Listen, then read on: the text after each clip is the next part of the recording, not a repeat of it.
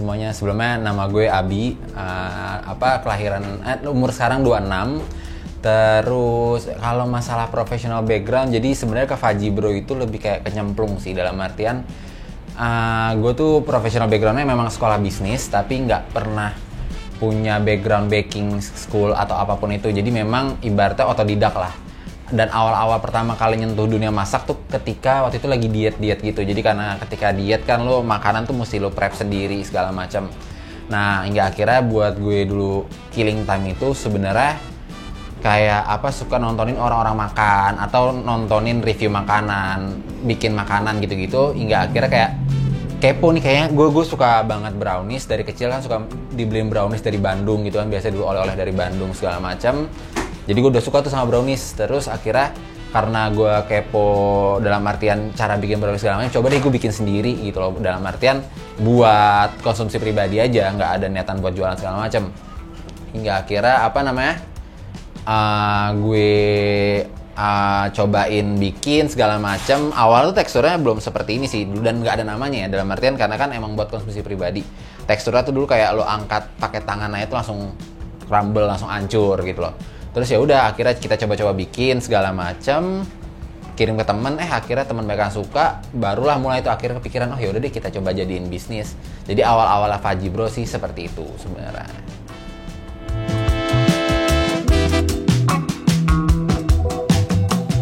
Iya, itu pertama kali. Kalau pertama kali buka bisnis Faji Bro atau bisnis Faji Bro? Oh iya, itu 2018 Oktober lah kurang lebih. Dan itu awalnya sebenarnya ya tadi itu, jadi teman-teman aku kirimin, banyak yang bilang suka segala macam. Jadi awalnya di Instagram pribadi nih, di Instagram pribadi ngepost dalam artian ada nggak yang mau dikirimin brownies nih, nyoba-nyobain buatan gue segala macam. Akhirnya banyak ngerespon tuh, mau dong. Akhirnya udah dikirim-kirimin. Itu pun banyak tuh yang ongkosnya gue kirimin ke mereka, ibaratnya gue yang nanggung karena kan emang niatnya sending gift lah, ibaratnya sama sekalian dulu ibaratnya pamer lah, gue bisa masak nih gitu loh, gue bisa masak nih gini.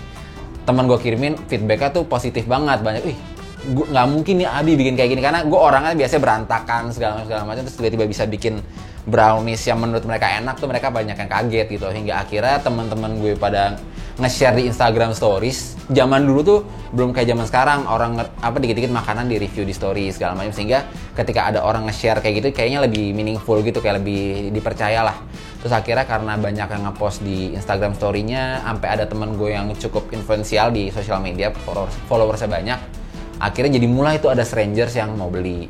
Nah, semenjak ada strangers yang mau beli itu, akhirnya yaudah deh kayaknya gue mesti bikin brand nih, dalam artian karena kalau pakai Instagram gue pribadi ganggu, dalam artian gitu. Akhirnya ya udah deh gue coba aja bikin namanya dulu kepikirannya segala macam. Oh ya udah deh Faji Bro aja, dalam artian dulu Faji ya tekstur browniesnya, Bro itu sapaan, dalam artian supaya friendly kan, kayak bro gitu. Cuma ternyata sekarang jadinya banyak banget yang mikirnya Faji Bro itu cuma dipendekin dari Faji Brownies gitu. Padahal sebenarnya Faji Bro ya, bro-nya itu lebih kayak ke friendliness-nya si value kita lah gitu.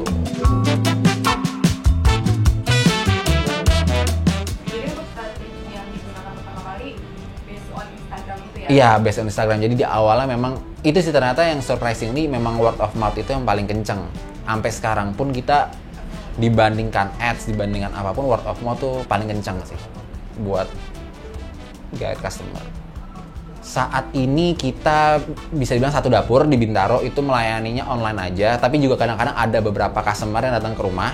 Tapi ya itu biasanya kita layanin dari garasi gitu, karena kalau ke dalam ya dapur tok. Lalu abis itu ada di Crumble Crew, SCBD, ada di BSD, itu di Kumulo, The Breeze, sama di Menteng, tempat kita sekarang.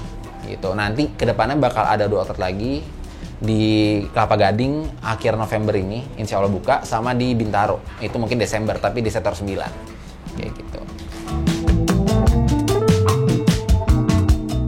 Oke, pada awalnya sebenarnya dulu tuh strategi utama Faji Bro tuh cuma kita bener-bener purely buat produk yang tempting segala macam. Dari sosial media strategi kita itu lebih kayak nampilin temptingnya produk kita, dari lumeran coklatnya atau proses bakingnya segala macam. Hingga akhirnya kita pertama kali collab itu sama, sebenarnya ada sih beberapa brand lalu, ada Strange Coffee segala macam, cuma yang paling nge-boom ibaratnya sama Mad Bagel gitu, karena itu benar-benar produk kita di merge jadi suatu produk yang baru, bagel sama brownies jadi satu. Dan kenapa waktu itu tertarik untuk collab itu karena memang jadinya cross marketing gitu, dalam artian kita bisa kerjasama bikin suatu produk yang menarik. Terus juga jadi ada cross audiensnya Fudgy Bro bisa ke Mat Bagel, audiensnya Mat Bagel pun jadi ke Fudgy Bro kayak gitu. Dan akhirnya impactnya sih cukup kuat banget dari segi media, dalam artian yang nge-repost banyak banget dari media-media seperti Jakarta Food Bank, Tura bertermasuk. Terus juga dari segi sales juga gila banget buat produk itu. Jadi kedepannya sih memang Fudgy Bro pengennya bisa collab lagi sama sama brand-brand F&B lain dan bikin produk yang lebih menarik.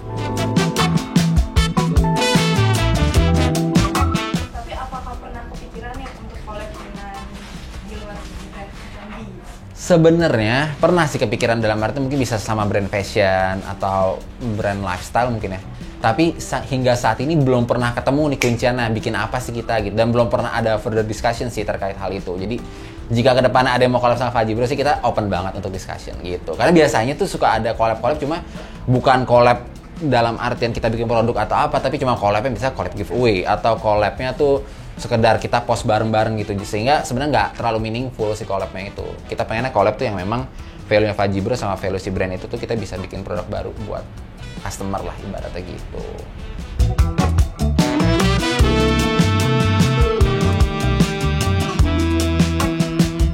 Waktunya itu dulu aku develop Red Velvet sama Choco Cheese ini tuh kira-kira bisa 2 bulanan lah.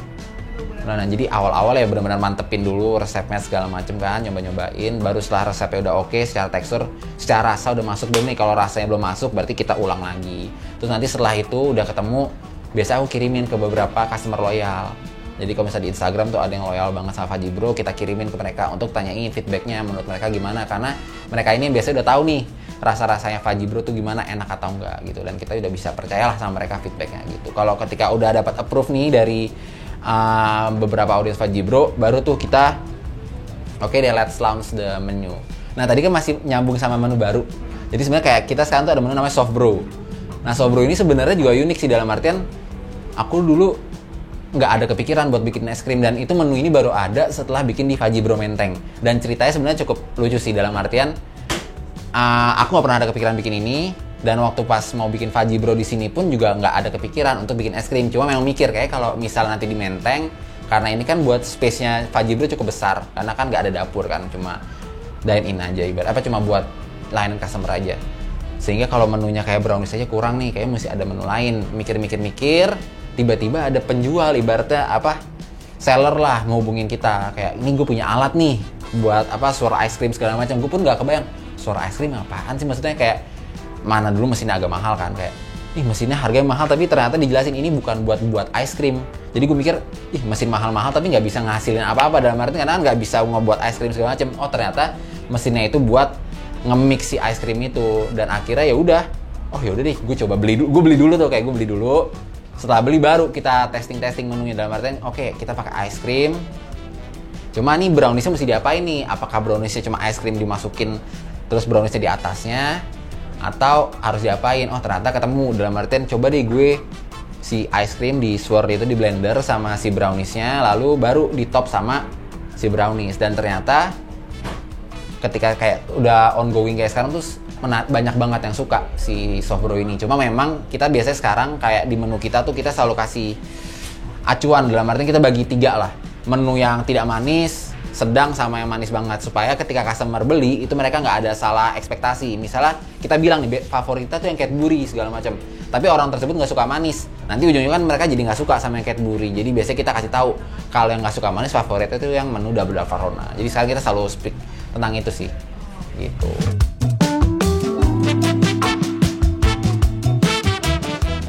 Oke, jadi kalau untuk value produk yang ingin kita sampaikan ke customer kita, bahwa sebenarnya dulu tuh di Indonesia tuh belum ada brownies yang ngovernya tuh tekstur yang fudgy, atau yang coklatnya tuh ibaratnya banyak yang bilang lumer segala macam. Karena dulu kalau misalnya gue dulu dibeli waktu kecil ya itu brownies firm gitu. Sehingga sebenarnya yang gue ingin kasih tahu ke audiens gue atau customer gue, bahwa sekarang tuh di Jakarta atau di Indonesia tuh udah ada loh brownies yang teksturnya itu dia tetap kering di luar, tetapi di dalamnya itu dia lumer atau fudgy dan full of coklat. Dan nggak selalu produk yang banyak coklatnya itu manis, dalam artinya karena kita sekarang juga punya varian-varian seperti vegan, double dark yang nggak manis sama sekali, double dark Farhona juga yang tidak manis sama sekali. Terus juga kita kalau sebagai brand sih pengen menyampaikan bahwa si Fudgy Bro ini tuh friendly lah dalam segi kita dalam cara menangani customer, lalu juga dalam cara kita share konten di sosial media seperti itu sih.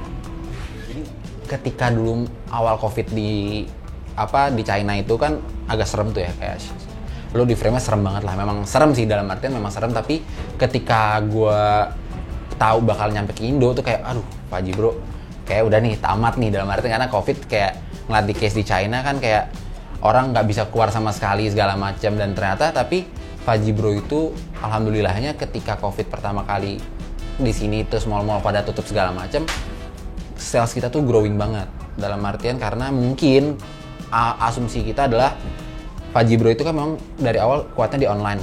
Dalam artian online delivery segala macam, malah sebelumnya nggak terlalu kuat di segi customer yang walk in.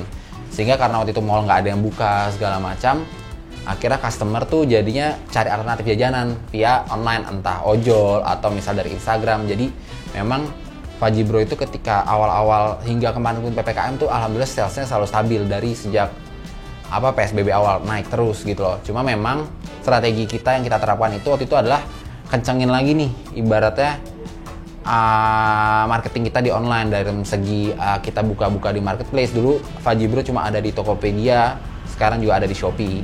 Lalu juga kita bikin promo-promo di Tokopedia atau Shopee, karena kan memang waktu itu pikirannya bahwa karena kondisinya lagi PSBB atau segala macam, ekonomi cukup sulit ya.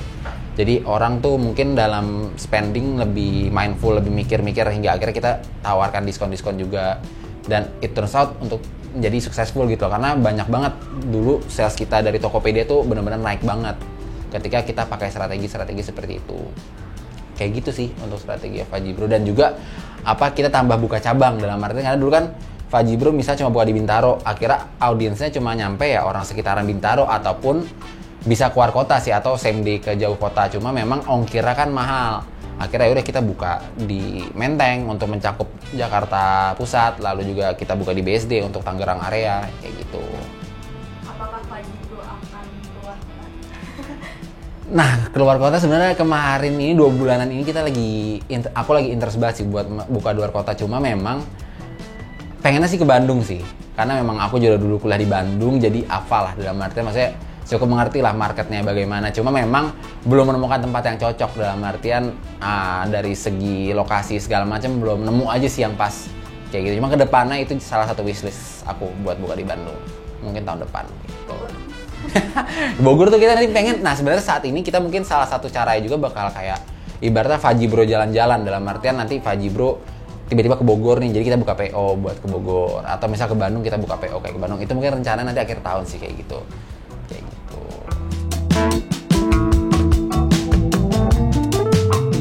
Lanjut ke pertanyaan fun fact. Oke, boleh. Based on Instagram Faji bro, kenapa konten-konten Faji bro cringe? Oke, jadi emang gue sendiri orangnya suka nge-troll lah, dalam artinya suka ngeledekin orang segala macam. Dan memang jadi dari seginya Faji bro sendiri, gue ngerasa kalau misal kita secara social media appearance-nya cuma jualan aja, dalam artian oke lah produk gue kasarnya nih browniesnya mungkin tempting segala macam, tapi jika ngepost itu terus menerus pasti jadi boring banget tampilan sosial media, dan audiens gue pun jadi boring. Hingga akhirnya dulu tuh awal-awal 2018 tuh kita mulai tuh kayak cari cara untuk nge-refresh konten lah, karena emang gue sendiri suka memperhatikan meme gitu loh. Jadi awal-awal itu kita ngepost dan ternyata engagementnya tuh bagus banget. Dan ternyata fun fact-nya juga adalah kita tuh sering banget dulu awal-awal tuh meme pertama gue adalah ngebandingin, kita tuh punya tagline namanya Let's Get Fucked Up.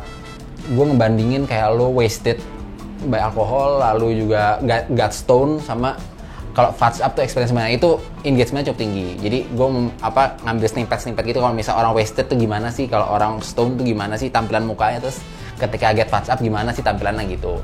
Terus abis itu gue suka melihat meme page di Instagram, ternyata engagementnya itu tinggi banget. Misalnya dia ada snippet dari film apa, tapi narasinya dibikin sesuatu lah, nggak ada kaitannya sama film itu. Ternyata turns out to be rame di Faji bro. Kita akhirnya bikin snippet dari acara TV Hot Ones dulu, atau misalnya dari film-film yang aku suka dan bisa dijadiin meme. Dan ternyata tuh berhasil banget. Kayak sampai sekarang yang cukup surprising adalah kita dulu pernah pertama kali nyobain pakai kayak BTS, karena aku juga dengerin BTS walaupun nggak big fan, tapi aku paham lah BTS gitu loh. Jadi cobain pakai kontennya kayak pakai snippetnya mereka, ternyata sampai sekarang tuh banyak banget yang suka Korea itu beli Faji Bro di Twitter, apalagi kayak mereka gara-gara itu gitu loh. Jadi ternyata bisa sampai nge-guide market si K-pop ini dari awalnya cuma niatnya iseng-iseng meme aja gitu. Don't forget to subscribe, like, and comment di YouTube-nya Turaber, karetnya 2.